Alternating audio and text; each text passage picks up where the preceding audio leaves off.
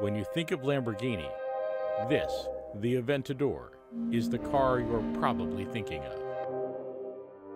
Sharp edges, scissor doors, enormous power. That's not new car smell. That is testosterone.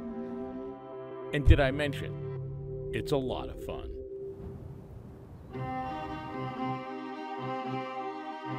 The Aventador was first rolled out in 2011. It was cool, but I didn't love it. This is the Aventador redesigned, improved, tougher, tighter. So it's got an improved 740 horsepower V12, fancy new four-wheel steering, but the thing I'm most curious about is the improvements to the transmission, because that used to be the big weak point. I thought anyway. Lamborghini even added a new driving mode, besides street, sport, and track. Ego, of course. This is a Lamborghini. Now, I've driven the Lamborghini Aventador before, the old version. The issue I always had with it was the car is awesome when you want to drive like a crazy person. But every now and then you have to drive like a regular person. And in that case, it was kind of a pain in the butt.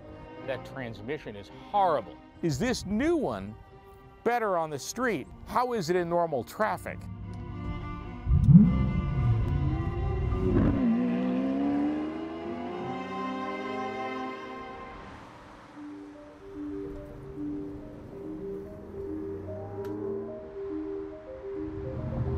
Unlike a lot of all-wheel drive sports cars, this one does not make you feel like you're wrapped up in a giant cushion of pure traction all the time.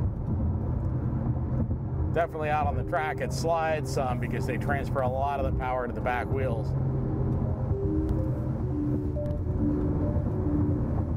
I mean, obviously it handles really well. I mean, the cornering is nice and crisp. This engine actually cuts off half the cylinders when it doesn't need the power, so can basically run as a 6-cylinder for a while. Not that Lamborghini's not concerned at all about saving gas. They are a little. It's just way more fun when you have all 12.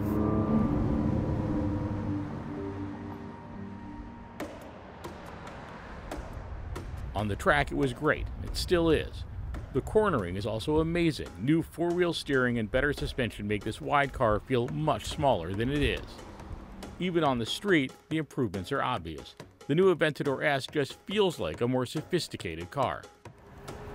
You know, there is that old expression about it's more fun to drive a slow car fast than to drive a fast car slow.